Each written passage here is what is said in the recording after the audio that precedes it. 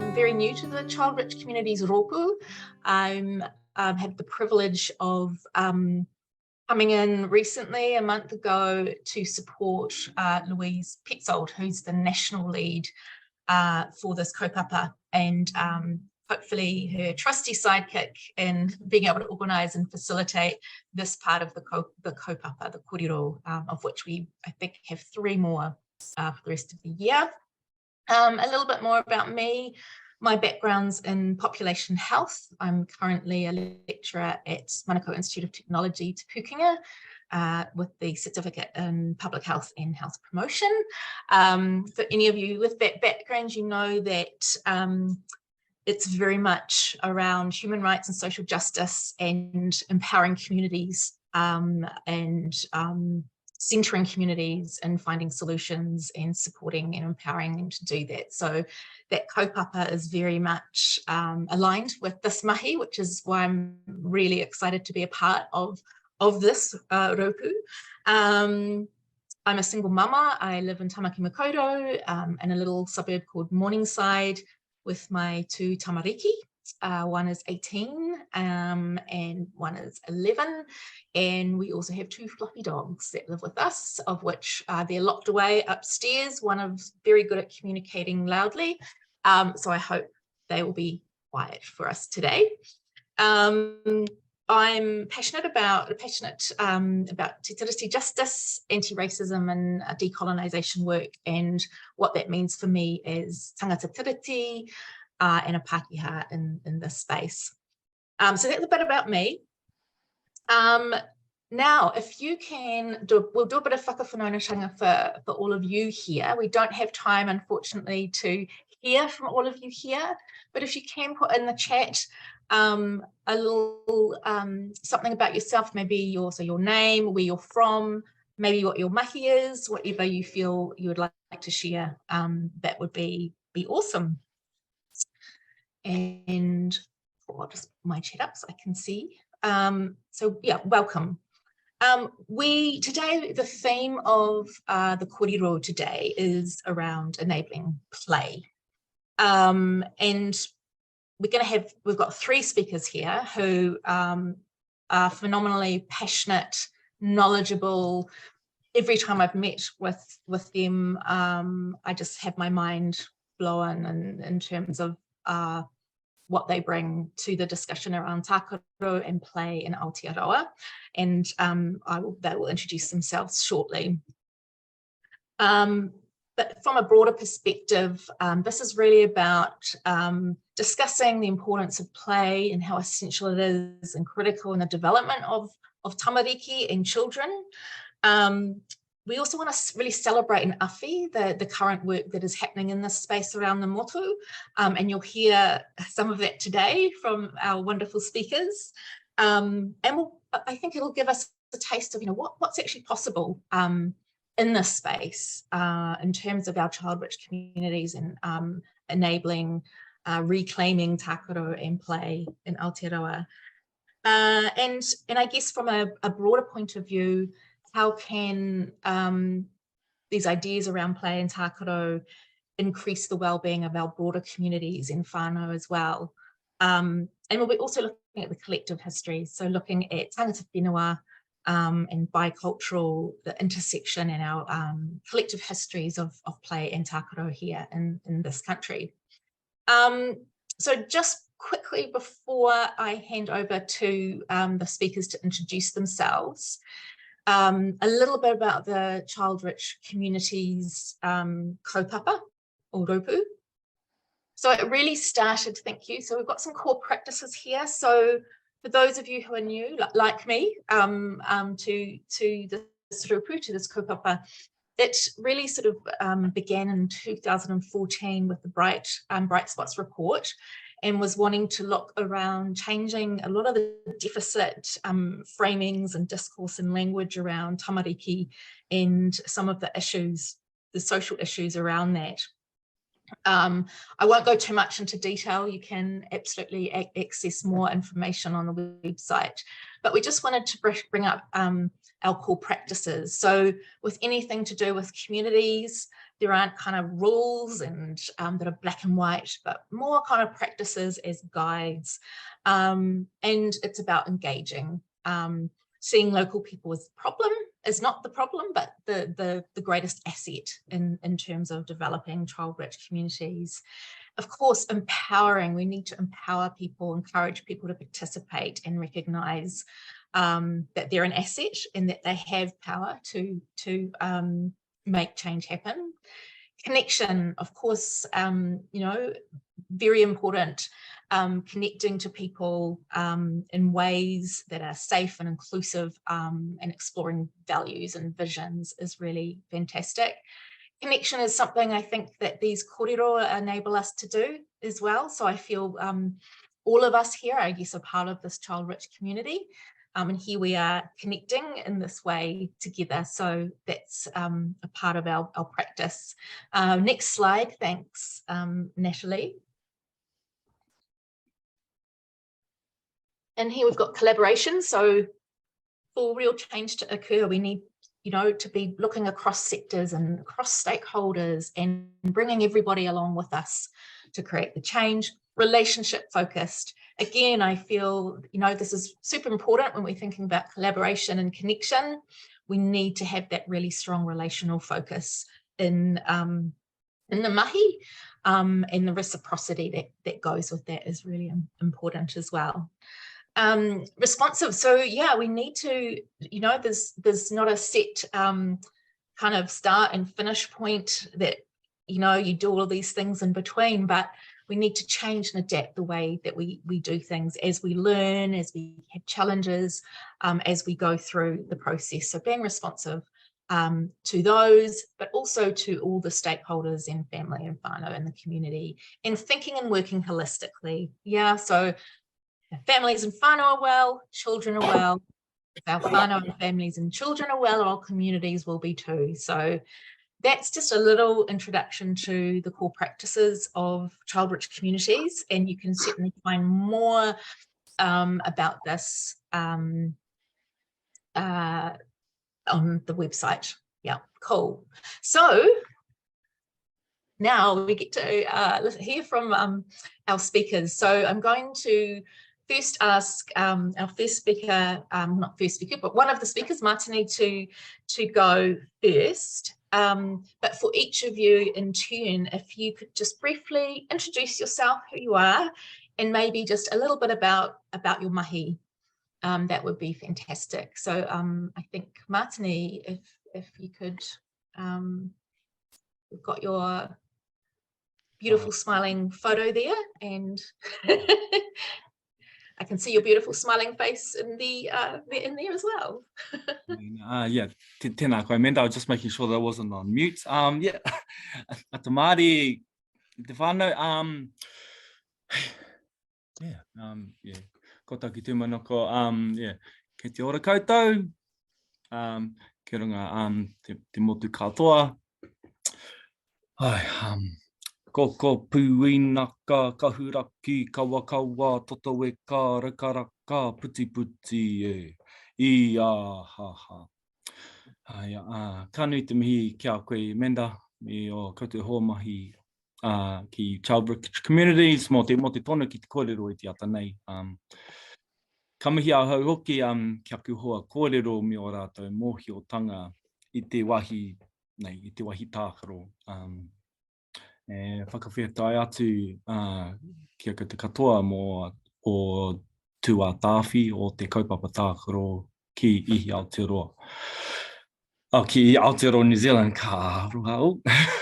Ngā mihi, kia koutou katoa kua taimai ki te whakarongo kia mātou i te ata, he tākaro i te kupu nui te kaupapa, i te kana te kōrero i o a mātou tipuna.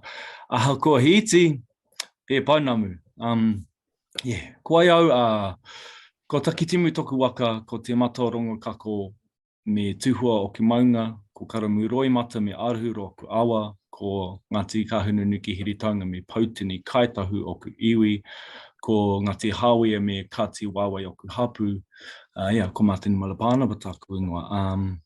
Ko tahi taku tamahine, ko mahi nārangi tanangua, ko te kaipukinga tangata whenua tākaro kei Ihi Aotearoa Sport New Zealand. And yeah, that's that's me in a bit of a nutshell. I'm just double checking. Are we jumping into the presentation stuff now, or are we just going to do the initial Maybe we'll just do the initial introduction first, kia ora. Yeah. Kōrero kia koe Ainsley. Kia ora. Kia ora. Kia ora tātou.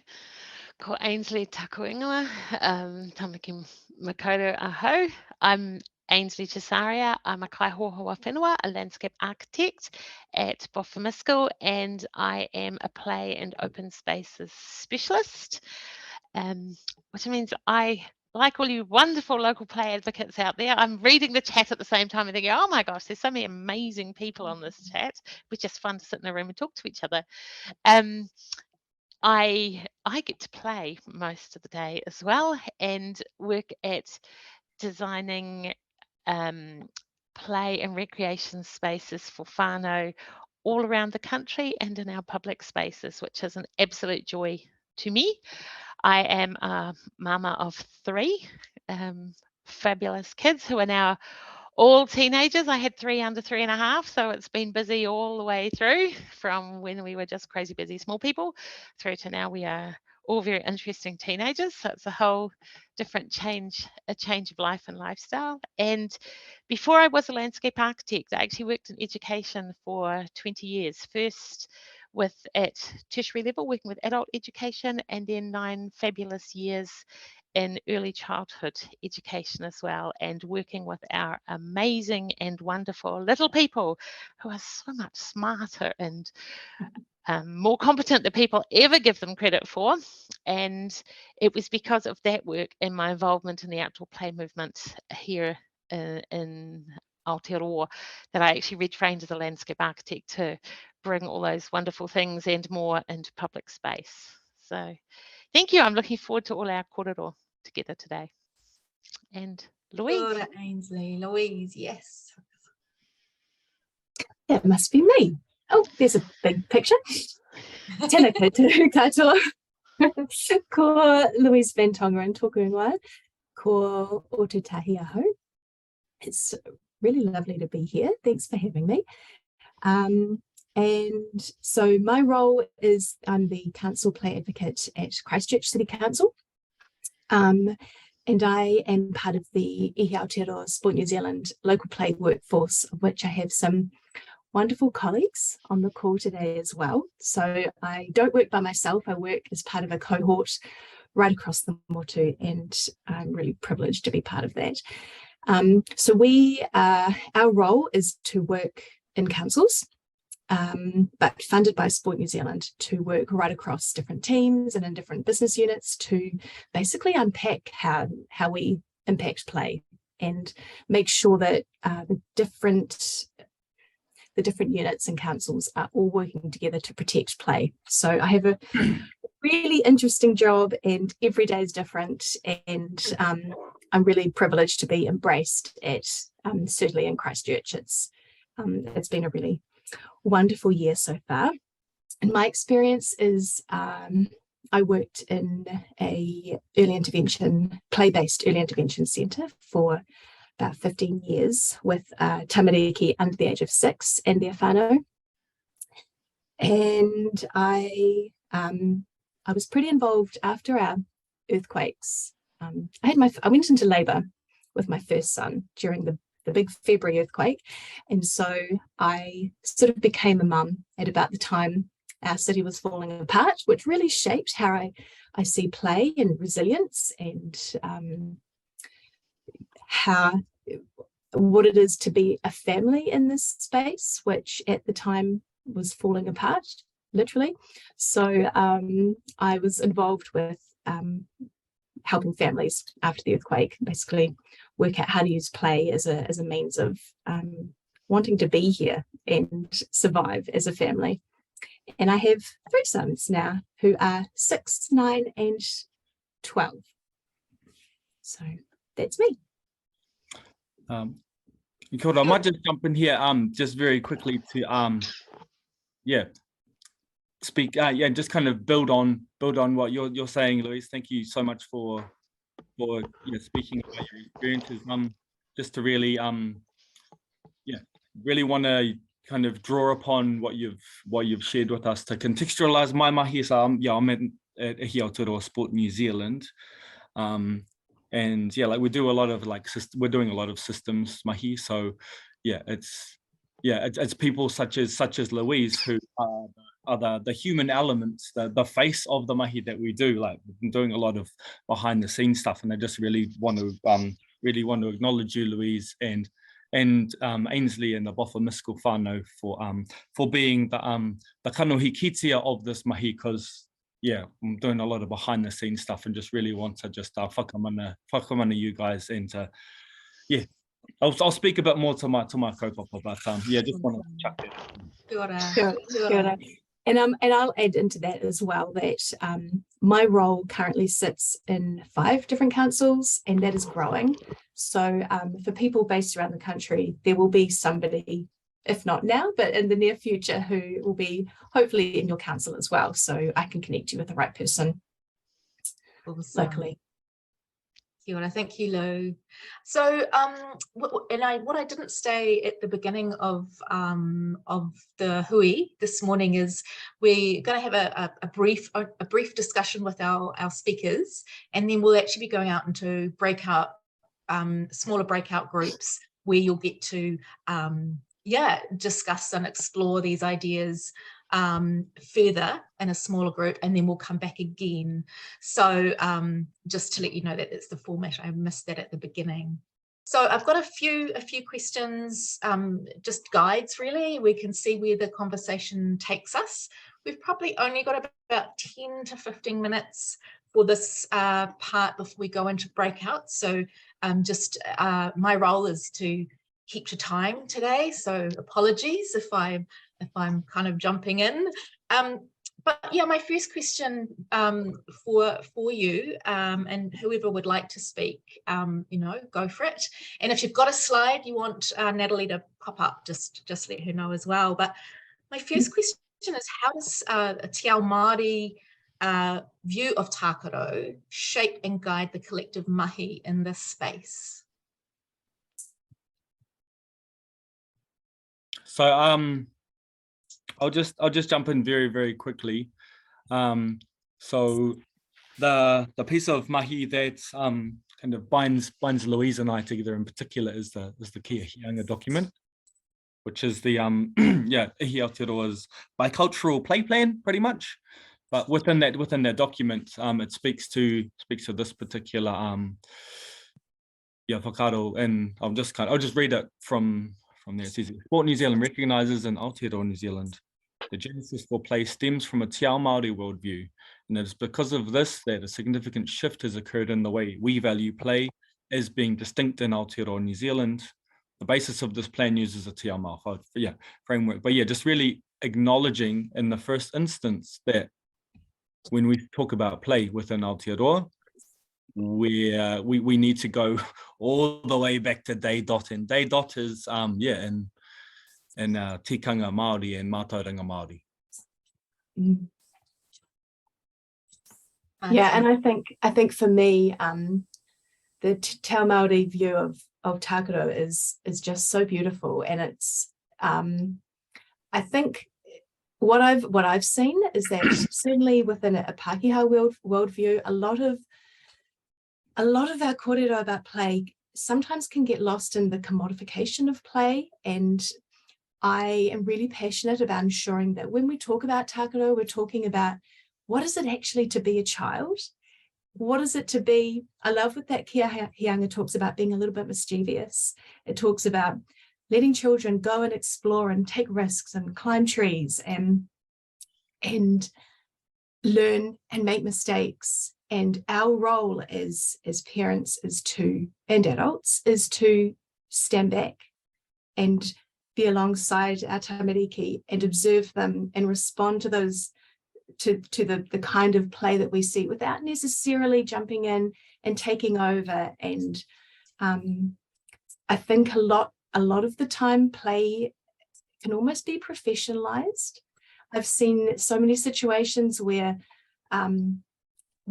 talking about, certainly with my background in play therapy, wanting to talk around, we're going to fix something by turning it into a game, or we're going to do puzzles, and we're going to teach this child to speak by creating play charts and play games. And actually, when we talk about play, we're talking about something a little bit different from that I think does come from a Te Ao Māori worldview, which is play is an innate drive within our brains and within our tamariki, and honouring that drive and really ensuring that we're protecting something that is absolutely crucial for child development and human development. It's a lifelong thing. To me, that is the real crux of what we're talking about. So it's about making sure that we are talking about the kind of natural play that we see children engaged in without us micromanaging it too much, I guess. Yeah, that's great, Louise. I think too often, particularly, I know from me as a Pākehā perspective, often, when my children were younger, and particularly if the play was messy, or, putting kind of a lot of structure around that play felt sort of not okay, but also from a functional way, and that kind of, that's really interesting. What would be great to hear is what are some of the ways in which play or tākaro is happening in communities? Sorry, Amanda, before we jump over to that next part, sure. just expand a little bit, and also Angie, just jump in if you want to kōrero to this before I go in, because no, you keep going. I'm quite enthusiastic. You keep You're going. all enthusiastic. It's wonderful. Yeah, Bunny, you should have seen our prep for this webinar. We just it went a lot longer than it was supposed to, because we were just like going, That's what about that. So like another way in which for me these notions of tākaro, in terms of my background, just a little bit more for whakamarama. I did a master's in childhood studies and children's rights over in Germany, and a lot of the what was considered cutting edge approaches and discourses relating to the perception of the child within society. I was like, well, he ngako Māori tēnā, like that's just he whakaaro Māori tēnā, like that's, for me, it wasn't news. And I think coming back to what you spoke to at the beginning of this, Amanda, like you saw in like that 2014 and the whakapapa of child-rich communities, and this need to actually correct this narrative. I guess I link it back to this idea of child-centered approaches, and like that's a new whakaaro in Te Ao Pākehā, to be child-centered, but within Te Ao Māori, all our reo and our tikanga and our mātauranga is based around this notion of having a tamaiti at the centre of our whānau, hapu and iwi, and all of our kupu that relates to our our kinship structures and the structure of our societies. Speaks to the fact that it is inherently child-centered, and so to be able to then bring a lot of those whakaaro that are present and are just inherent within practices of tākaro and the reclamation of those ngā taonga tuku iho relating to that, for me, they are able to there is no dissonance there between these what I consider the progressive Western approaches and the traditional Māori ways of perceiving these things. So like we're just kind of going from strength to strength, kioku whakaaro at this point, because we're really starting to see that, I mean, there's nothing new under the sun, whānau, we all know that. I think in a really, what that looks like on the ground is that, traditionally, I think a lot of our resourcing and our understanding of childhood play belongs in spaces. So it belongs down at the playground or, in particular places. And we have traditionally liked to separate that out. And I think it's been made really clear to us in our roles in councils that actually a much more bicultural approach to this is to see play as an everyday thing. It's not confined to playgrounds. It's not confined to neat little fences. children don't play like that. They play everywhere, and they should be able to play everywhere. And if we're really protecting play, we should be building that into our infrastructure and building that into our budgets and our resourcing, so that children feel like they belong, and children feel like the communities that they live in and the neighborhood spaces are all theirs to engage in and play with. So it's sort of a small shift, but a really, I think, quite a significant one. Yeah. I am going to jump in. And Natalie, I'll get you to show some slides. Those of you who've been at Green Pav with us just recently, apologies, these are some of the same images you're going to have seen, just because it was quickest to cannibalize those photos. And just say what we're working with at the moment with Pūrākau, from Te Ao Māori view, working with the stories of the landscape, the stories of community, and working at how do we unpack those in a way that's meaningful to the children and families in those communities. So what does it mean? This is a whānau Aotea space. So what does it mean, the play of Mataoho, who is the atua of volcanoes?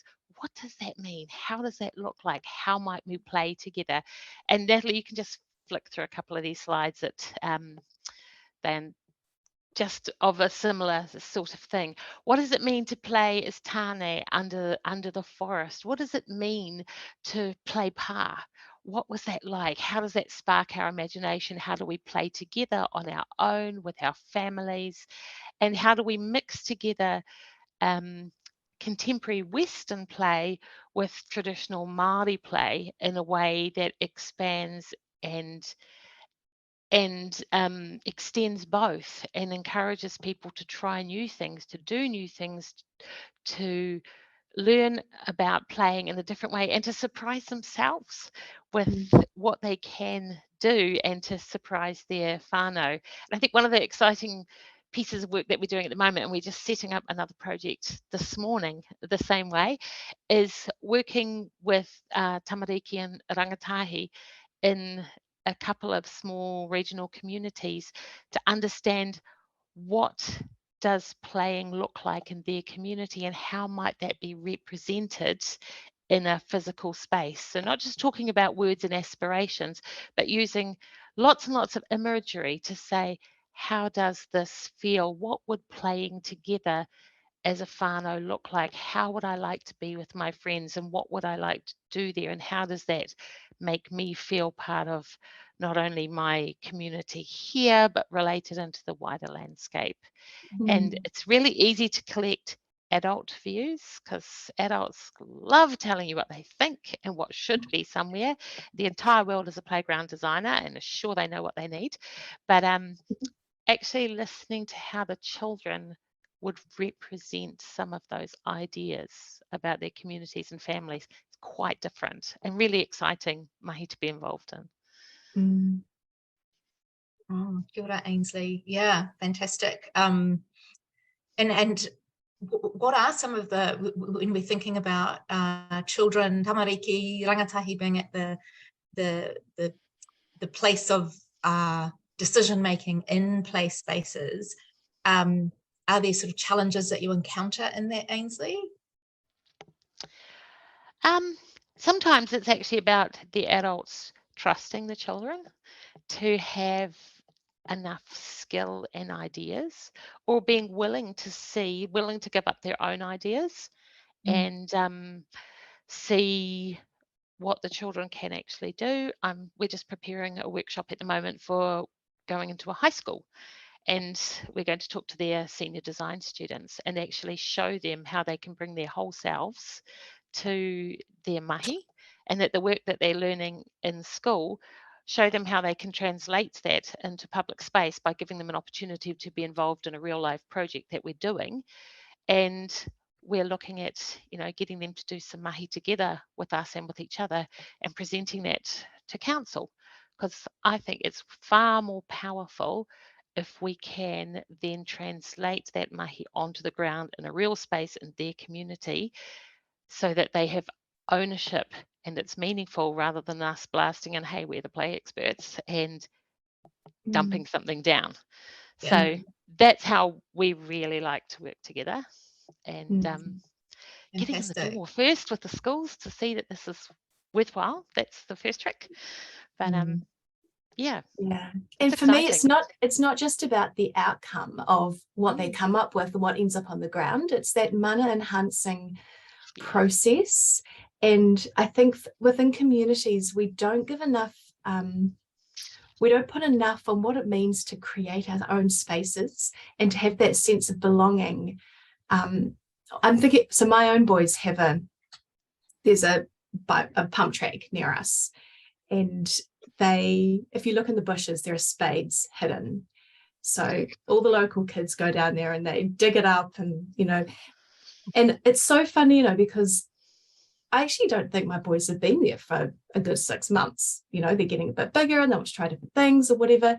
But every time we walk past to pop down to the shops or go to the libraries, they just love walking past, and they're, oh, look, someone's added a thing, and there's a big rut today. And they just get this, I get a sense when they see that space that they've been a part of in such a small way, I get a sense of how strongly they're connecting to our neighbourhood and our community. And I just think in terms of child development and resilience, we know that that sense of belonging is one of the most valuable things we can give to our tamariki. And I think it's such a small thing, but it's often overlooked about, how valuable that really is. So that's my 2 cents. Yeah, no, that's great.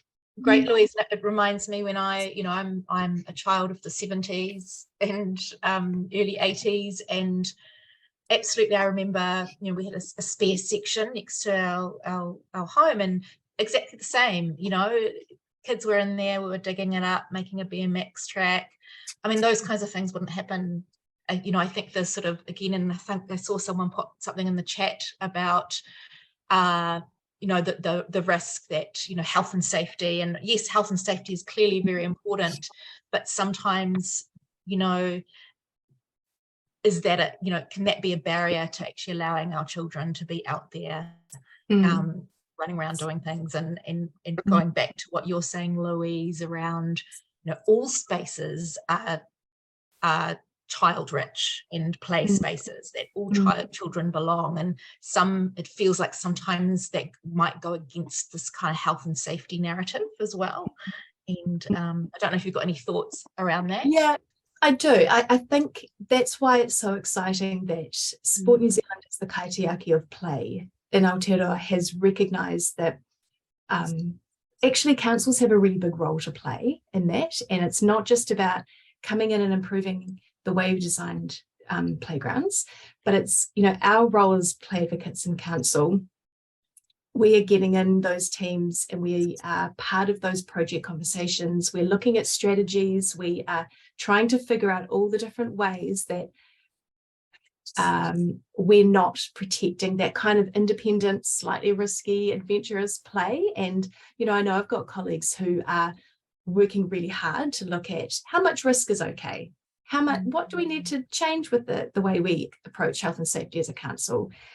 Are we a little too risk averse? If that's the case, well, what team do I need to talk to next to try and massage that a little bit? And it's really valuable being on the ground within the council building, having those conversations and unpacking, well, what is it we need to do in this particular situation to protect that? And I really think we are going to see a shift right across Aotearoa from, don't let the council know you've done that, to seeing councils actively inviting play in communities. So as opposed to this idea that, if they find your swing, they're going to chop it down, or you have to do things in secret because that's a bit risky, or council won't like that.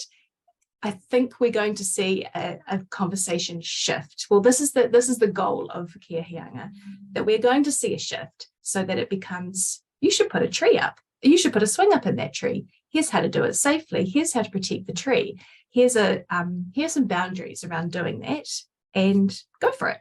I think it's actually quite a significant shift, and that's why it's so important that there's advocates within the councils to pick up those conversations.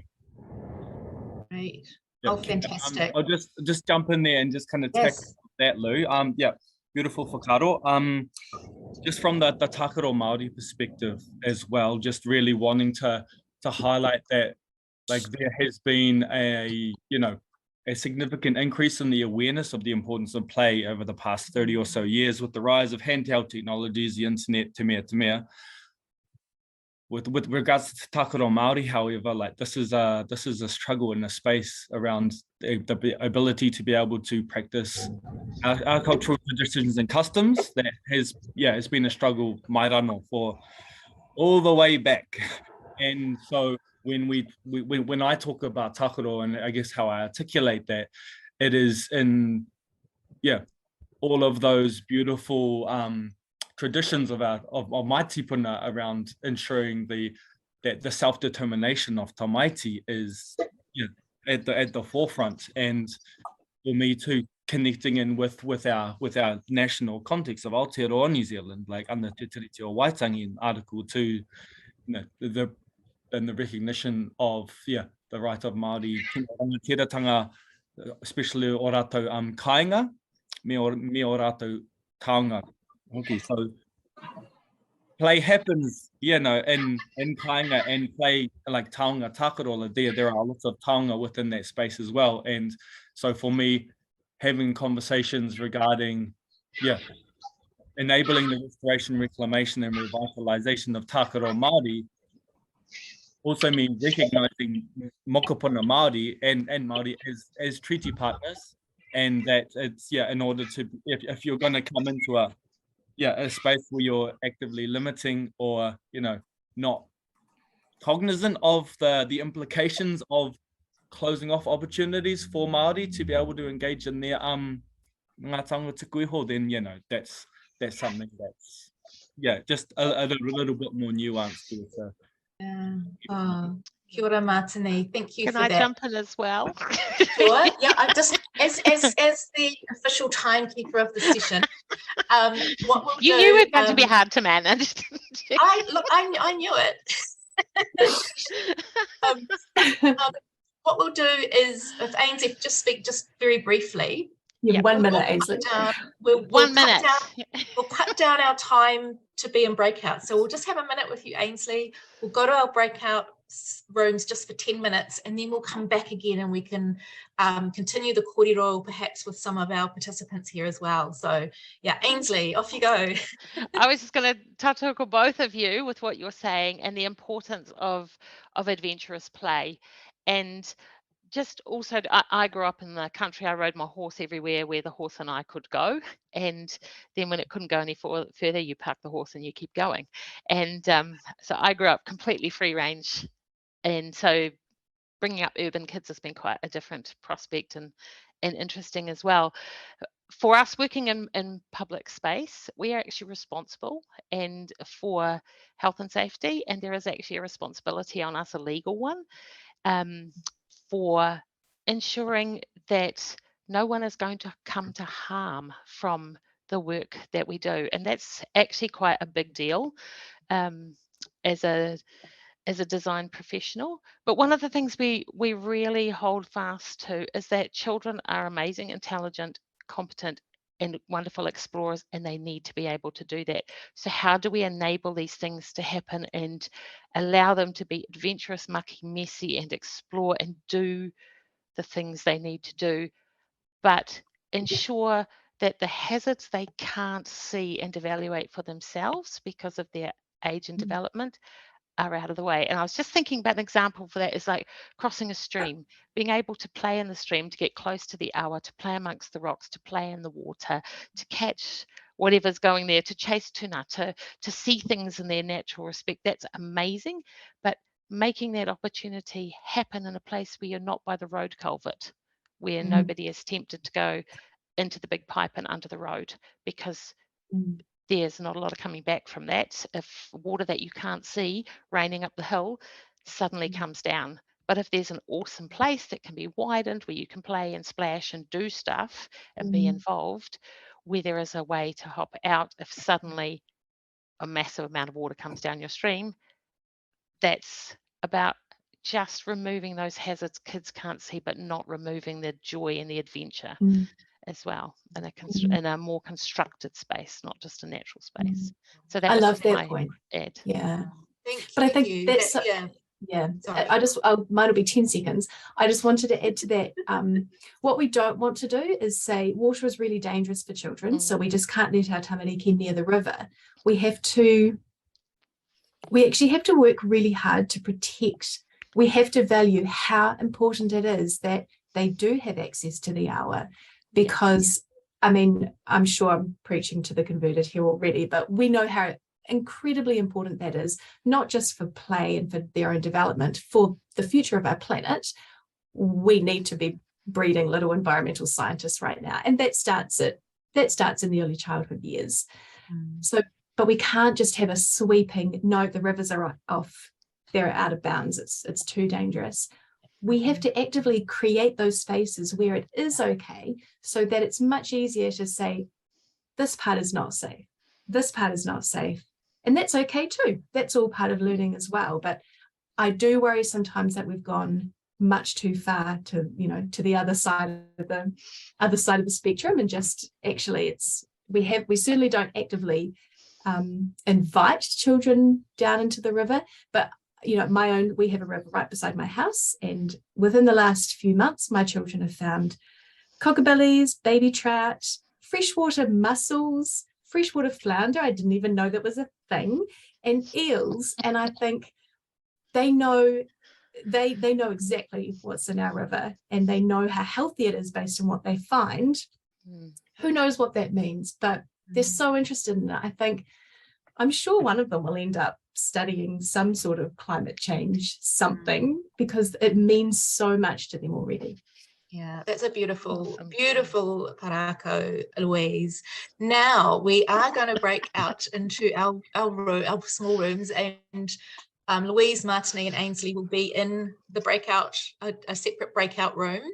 We'll have 10 minutes. We'll come back at 10:30, so we don't have a lot of time, but if you could just briefly introduce yourselves to whoever's in your group, and just discuss these questions here, and Natalie will be popping them into your breakout room chat.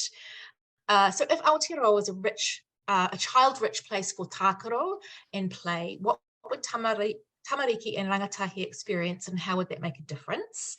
And how do we enable more inclusive child-rich places and spaces for tākaro and play? And I think Ainsley and Louise and Martini have all really kind of talked about that really beautifully as well. So you'll head off to your breakout rooms, and we may, for some groups, depending on time, be great to kind of maybe have a little bit of feedback of what your discussion was when we come back. So yeah, take it away, Natalie, and we'll see you back in the main group in 10 minutes. Put in waiting room. You can go in the waiting room while we... All right. You're doing a great job now. Hope you had some really interesting kōrero in your, excuse me, in your smaller groups, your breakout rooms. So we have 20 minutes now really to hear back from some of you, maybe about some of the focus of your discussions, and we can have our speakers also input and reflect on what were some of the discussions. So I'll just invite anyone really to come forward, and perhaps maybe there may be some questions, or just some of the things that some of the highlights from your discussion in the breakout groups. Oh, okay. Atamari e koutou, ko lawa sa hau no wetari waitangiroa ki Poriroa. We ended up discussing that parents these days from like 40 years down that come into my service don't have common sense or practical ways of bringing up their kids. You know, at the same age that I was, and even earlier, being born in the 60s, just going outside, for example, and, you know, watching your kids, playing with your kids, watching what they do, and then giving them common sense things like put that down. Our parents don't have that these days. They don't want to engage with their children like I was engaged with, my brothers were engaged with. And to the extent that my daughter, I've got two moko, 6 and 3 boys, she freaks out when I'm chopping wood outside and the 6-year-old goes, "Can I have a turn, Koi?" I know he can't lift the axe, but I'll let him give it a crack. But she'll come out and say I'm crazy and I'm, you know, allowing him to maim himself and stuff like that. And I'm just like, go inside cutting it. I survived. And we had harsher times in the 60s and 70s than you guys. You know, just simple things like that.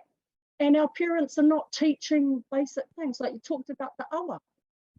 There's no way I would take my moko to the awa without first in the car saying, like, when we go down there, you need to watch the water. Is it fast or slow? Just common sense things like that are not being delivered by lots of our parents these days. And I learned that both through my daughter and through the service I'm in. That's nice. Yeah, and I think that speaks a little bit to what we were talking about prior to the breakout groups around that balance of kind of safety and being able to be adventurous and be out there in the environment. But I think also what came to my mind, and I'm not sure if you'd agree or not, but certainly I know when I grew up in the 70s, you know, where there was often a parent at home, there seemed to be more time and space, whereas I feel, you know, in the modern life where both parents are needing to work, people are time poor, highly stressed, which takes away perhaps, and I know for me as a parent, certainly the amount of time I spend working and just doing all the things I need to do in order to live, going to the supermarket, thinking about cooking. It takes away that time that I spend with my tamariki, even though I would like to. So I wonder how much of what you're talking about is also our modern environment, which is very different these days to what it was, say, in the 60s. I think it's really complex because, you know, the other side to that is we also have had a huge amount of marketing, and my children went to the most beautiful early childhood centres, and it was a huge part of our whānau life, and I will advocate for them completely. But there was definitely, you know, there is pressure that is where children go to play. You can't possibly educate your child to the standard that we would like. They go and get the best from a centre outside of the whānau home, and you know, alongside that, for most families, that's not really a choice anyway. But I think we have to be really careful not to blame parents entirely, because they are existing in a really complex society, that a lot of things have come, and we've always been in a pressure cooker of the world changing. There are increased dangers, there are increased cars on the road, there are increased pressures, and we've had this marketing saying, well, the best thing you can do is send your child to the most expensive preschool you can find, and swimming lessons and music lessons and this, and you must sit down and do activities with them. And you know, I was really lucky as a young mum that I worked very, very closely with developmental psychologists and psychotherapists and speech therapists, and because I was young when I had my first son, and I was working in the centre, and they were able to say to me, just remember, Lou, the most important thing you can do is leave them alone and be there alongside them, and just let them be and just let them develop. And I was the kind of person who could very easily have been I could have bought into a lot of that, like I need to sit and do activities and do things. And yeah, I am really interested in some of those social pressures on parents, and Yeah. If I could just chip in here a little bit. I'm Jacqueline, I'm the Play Advocacy Advisor for Auckland Council. I've done a wee bit of research around this as well, back in my kind of more academic days. And the one thing I would say, like, I totally get Lois's perspective on this, and I understand that that's not an uncommon view held particularly by people who raised their children a couple of decades earlier than we are. But I agree with you, Amanda, and I agree with you, Lou. I think we have to take into account the context of where we're raising our children now. A lot of the concerns about giving our children freedom to roam and things like that are entirely irrational, and I think most of us know that. We know that there's not a weirdo on every street corner. There's no more weirdos on street corners than there was when we were growing up.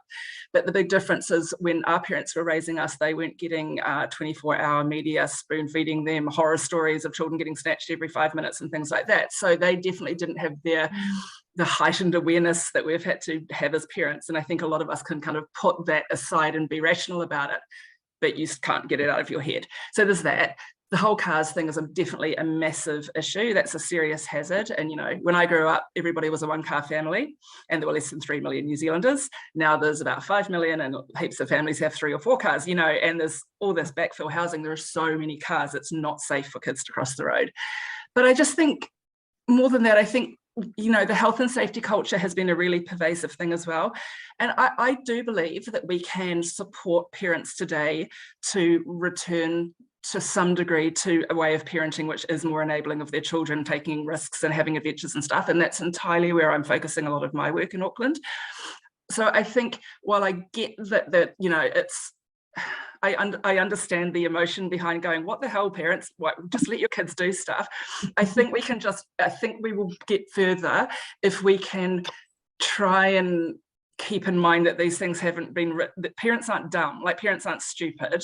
They're responding to the environment in which they're raising their kids, and we can support them to feel a bit more comfortable with their children being more adventurous and things like that. But the way that we won't achieve it is by telling them they're doing it wrong. You know, the way we'll achieve it, I think, is by finding messaging that makes sense to them, encouraging them to do these things with their kids. You know, I think we just have to try and be constructive in moving this forward, because that's all that will work. And particularly for all the Kiwis that we have now who didn't grow up in New Zealand and who did not have that as part of their childhood, which is certainly in Auckland a massive proportion of. I think we need to acknowledge a little bit of privilege here too, in that my boys spend their afternoons barefoot down in the river.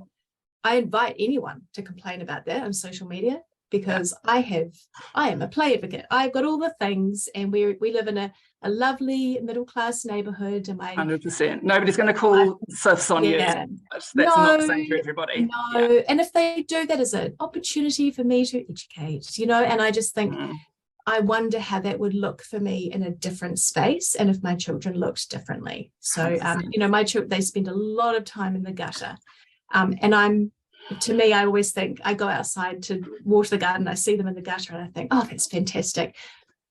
But that's because they are, you know, white middle-class boys playing in the gutter. And I do wonder about the inherent privilege in being able to play in that way. And, you know, I do actually think it's quite interesting to scour social media pages, neighbourhood social media pages. I think I've learned quite a lot from reading social media, you know, like neighbourhood watch type groups from different suburbs. And certainly there are a lot of comments like, who owns the children who are playing in the park? They're not even wearing shoes. I saw a child walking a dog. There wasn't even a parent with them. And I think, oh, my children do both those things. But in my neighbourhood, that would never come up as an issue. So yeah, it is complex. Totally. I just see Hannah's got her hand up. Kia koe, Hannah. Got any whakaro to add? Kia ora. Well, thanks for the everyone sharing everything this morning. It's really interesting. I guess just a question. So my neighbourhood, we had this old sort of like crappy playground which I'd go to with my kids. And then we've just got this brand new flash sort of $890,000 playground around the corner, which is amazing. But we get heaps of people at our playground, which is cool. And you think, oh, well, where do these families come from? Have they come out of their houses to come and play, which is cool. But just interested to hear a bit more around, like, I guess a personal view is I think we need to have more nature spaces for children to play in, and for so many reasons, for our health and resilience, all those sorts of things. And I'm aware that a bunch of you on here are kind of like working in this space. So like, how do we, as a nation and as communities, encourage more like places for our children to play, public spaces with trees and things like that? I'd love to hear from you. Thank you. Well, I can start, but I'm sure Ainsley will have some really valuable input here.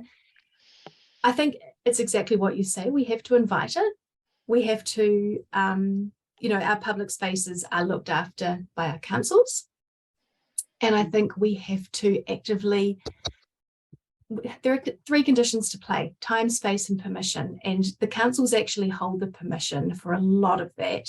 And I think it's about shifting that conversation from don't climb the trees, we're limbing all the trees, we're putting, you know, beautiful fencing around the actually interesting part of the playground, which is all the shrubbery and the slightly wild part at the back, into working with our communities and saying to them, if you've got a space near you and you'd like to develop it and do some planting and create, you know, get hold of some tree trunks and rocks and make this a really interesting space for tamariki, come and talk to us. And we shift to actually actively inviting it. Well, that's what I'm working on in Aotearoa-wide anyway. And I think it's a small shift. And I think also it's around, you know, working with our park rangers and our environmental groups. I've had a really interesting few conversations with voluntary groups who look after a lot of our reserves and nature spaces, who, you know, I'm blessed, but a lot of them absolutely cannot stand that people come through these spaces because children climb the trees and they trample over the tussock and they are eroding them. And I've actually been approached, well, not me, our parks team have been approached a few times to get their support for signs saying, no playing, just leave our reserves alone. So luckily, those park rangers then come to me and say, how can we work this out? Let's think of some cool, you know, middle ground. So we're not ever saying no playing. So it's about, yeah, making sure that people in the council are just responding to the community and going, oh, okay, yeah, we'll put up a sign and stop people playing here. Yeah, does that sort of answer that question a little bit? I'm sure Ainsley would have some lovely ideas for bringing in more nature play too. Yeah, I just think I think it's hard though. You know, I've tried to get trees planted at our local park, and it takes 2 years, and you're on the phone to council for, and I'm kind of working in that space. I'm confident on the phone. Yeah. Martini, I can see your hand up as well. Yeah, it's hands up. Yeah, just to kind of expand upon that once again from the Takaro Māori perspective, just really recognizing that yeah, due to colonization and cultural dispossession, you know, the fact that we, you know, I whakapapa Māori, and as tangata whenua, engaging with my my tūranga waiwai is a big part of my identity, and there are elements there that have been spoken about in the kōrero so far around, you know, risk and all the hazards that directly conflict with, you know, the things that by virtue of descent and by virtue of my whakapapa Māori, I have an inherent right to that has been enshrined under Te Tiriti o Waitangi, and just really wanting to highlight that as well. Like that, you know, I mean, you've got the examples. I mean, it pops up every now and then. You get all the haututu tamariki who are doing manus off of a bridge, and then there's some massive conflict between, these tamariki engaging with their taiao and, you know, and living our Māori, and then all of these other bureaucratic processes that, you know, they're coming from different spaces, but those spaces have some very clear guidelines on how to engage and interact under, you know, the founding document of our nation, and just really, ensuring that those kōrero never stray too far from the rock solid guidance that has been developed since then. Karen. Kia ora, Martini.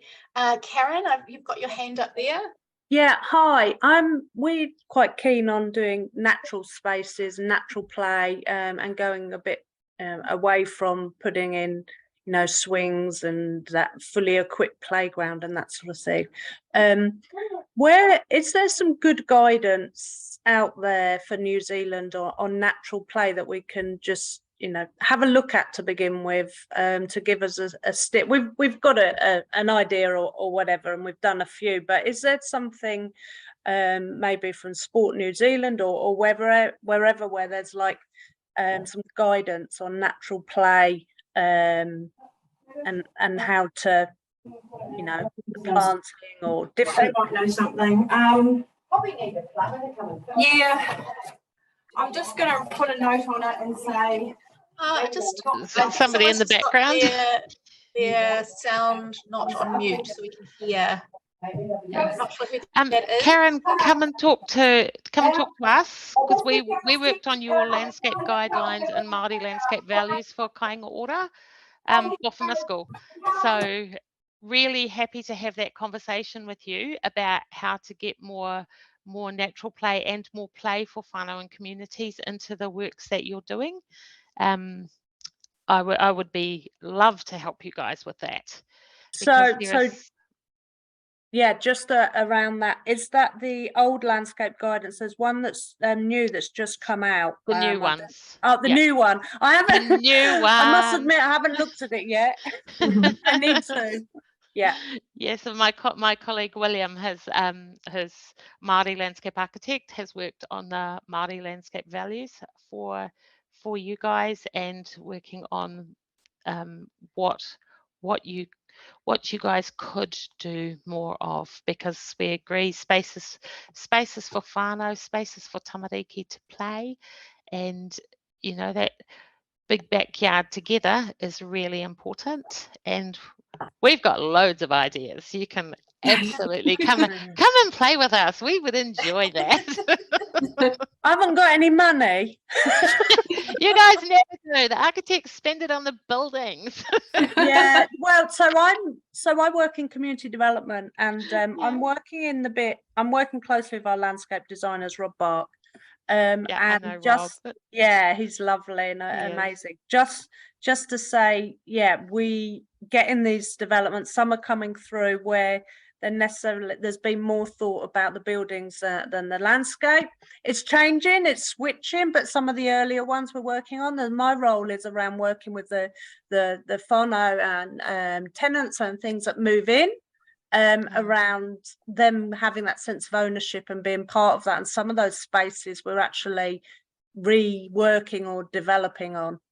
But yeah, I'd love to meet you for a coffee and have a chat. Absolutely. And can I just, I was saying to Kieran just before in our group, never underestimate the power of a swing or 10 swings. There are no such things as too many swings, and swings are just one of the most amazing things, whether you make it from a rope off a tree or you've got a constructed swing. And for all our whānau, I actually have one of my children is on the autism spectrum, and I have another child that is deaf. And swings are for everyone. Swings are for soothing you. They're for hanging out with a friend when the world is just horrible, going and lying on a swing and looking up at the sky, and just that gentle movement backwards and forwards. You can make it move by yourself. You can swing with friends. You can lie on a swing with your nanny. You can, with all your mates, push the thing up so you can whack the sides or just about run the chain over the top. There's so many ways to do that. And a swing is like a little invitation to come and be in a space, because it's a universally recognized item.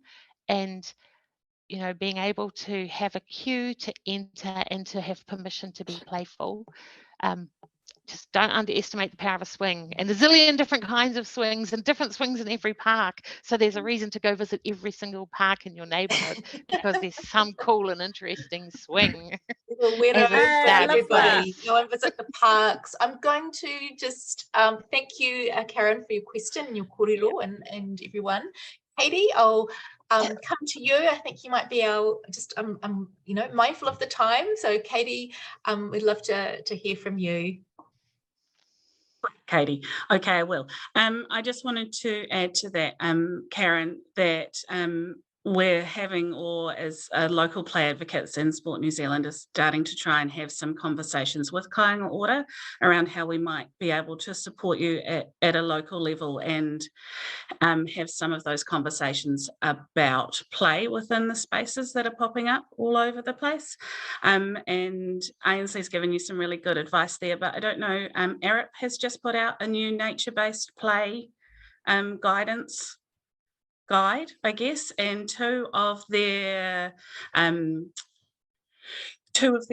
main presentations as part of it this time are New Zealand based in tamariki Kōrero, and so it's really interesting to see us being highlighted in that way, but it seems to have a real New Zealand feel to it. So if you wanted to look at some of that best practice stuff overseas that links into New Zealand, have a look at that too.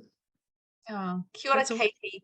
And what I'm loving is, you know, there's these connections happening here and collaborations, and this is at the heart of the Child Rich Communities practice. So Martini, maybe last comment from you, and we will finish for this morning. Yeah, no, but just to kind of continue on around the pātai around nature-based play, just really highlighting that. I mean, when we speak about tākaro, you can't compartmentalize that whakaaro away from all of the richness of mātauranga and tikanga Māori. And so there are a lot of amazing resources relating to engaging with the environment, but not necessarily in the language of play. And, you know, like really touching on, for example, at the health benefits. I mean, like on the Western sense, you've got your green prescriptions and wider recognition of the therapeutic benefits of going into the ngahere and just clocking out from the hustle and bustle. But I mean, just internally, we also have, a tapu waikato program is that is based off of Dr. I think, Ihirangi Hike's Atua Matua Māori Health Framework, which is really connecting the taiao and well-being in a sense that is very, very Māori in essence, but has wider applications across all cultural perceptions or understandings of the world. I'll just chuck that chuck his kōrero in the chat. Has got a bit of a paper there on that if you're wanting to have a bit of a nosy. Some pretty cool mahi happening out there, and te ao mahi around that. Kia ora, can I jump in? Oh, sorry. I just, listening to everyone speak, and I think coming back to this idea of being child rich, I think so much of what we're talking about actually comes back to how much are we considering the tamariki anytime we're making decisions or anytime we're looking at a space. And I just think it's so important that everyone working in this space frequently stops and sees the world through the eyes of a child. And that's why, for example, Ainsley's work is so beautiful, because you can see she knows what it is to be a child. And I think for any of us working in this space, we need to find our own sense of wonder and play and fun and actually really enjoy this work, because we are doing something so powerful for tamariki when we stop and we see it through their eyes. Because I think, in terms of nature play, for example, it's not just about creating a playground using natural materials and putting some lovely, beautiful,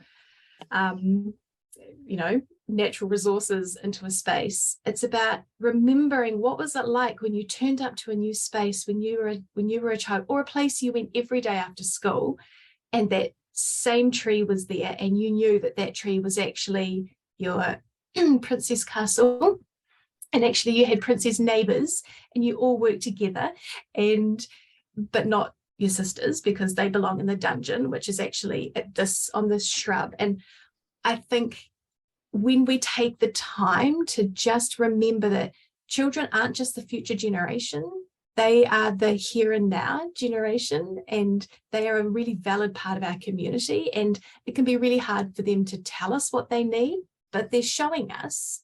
And if we just stop and we see the world through their eyes, actually, we might not need a whole new natural playground in this space. We might just need to plant a few trees and not limb them.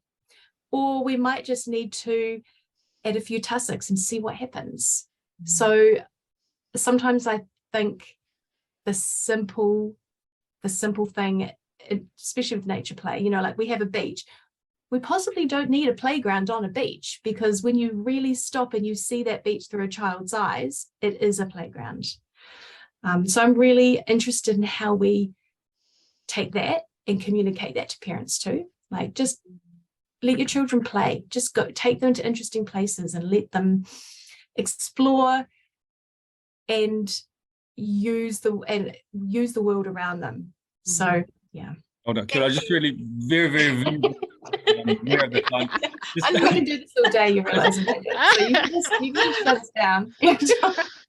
Just want to just mihi to all of you who have attended this webinar, because I know that by virtue of the fact that you've taken the time to come and be involved in this kōrero, that you're already going to be doing that, because it's present within your minds. And if we're talking about awareness, knowledge, and understanding, you guys you've got so much, and I just really want to acknowledge that, and just kind of say, well, from my Sport New Zealand systemic kind of portai, that a lot of the mahi that we're doing is not so much creating a play system across the motu, it's just really illuminating it and acknowledging what's happening. Because I mean, he waki ke noa, we know that mahi needs to be done in the space, and we're doing it, and that's something that we should be celebrating. So yeah, ka nui te mihi anō ki a koutou.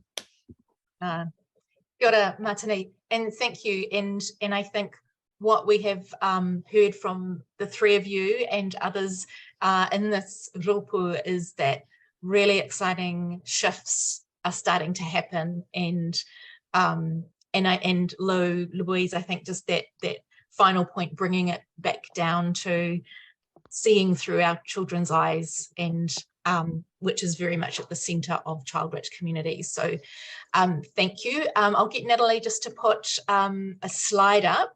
We're going to have, there'll be a poll. Natalie's going to put a poll just to see how you've found the session today. There will be an email that comes out as well with links. There might be a survey monkey as well, but we'll bring the slides as well. And then I know Martini and Louise have had some slides that we didn't actually get to for this kōrero, but you will get those sent to you in an email. So that would be really great.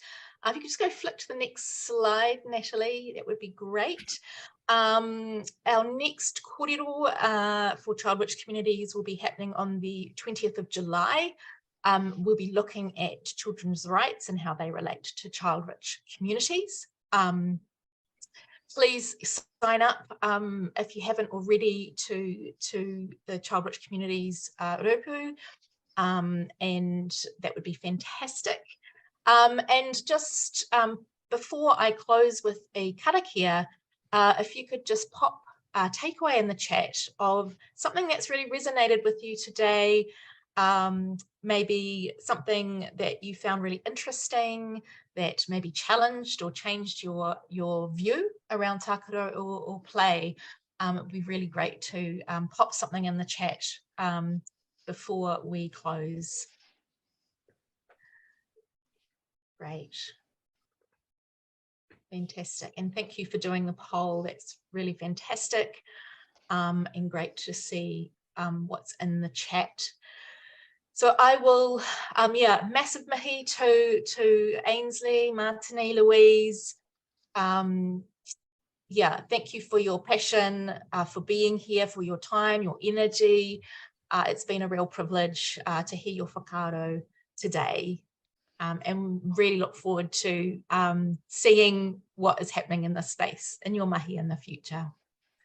So I will close with a karakia. Kia tau ngā manakitanga a te mea niarau, ki runga, ki tine, a tato, kia mahia te hua, ma kihikihi, kia toi te kupu, toi te mana, toi te araha, toi te reo Māori, kia tūturu ka whakamaua, ki tina, hui e, tae ki ai. Kia ora, everybody. Have a great rest of the day. Thank you for your help too, Amanda. Thanks for bringing everyone together. Oh, you're very welcome, Louise. It's been an absolute pleasure. It's been an absolute pleasure. Yeah. Kai koutou rā. Ka kite. Good. Thank you, everyone.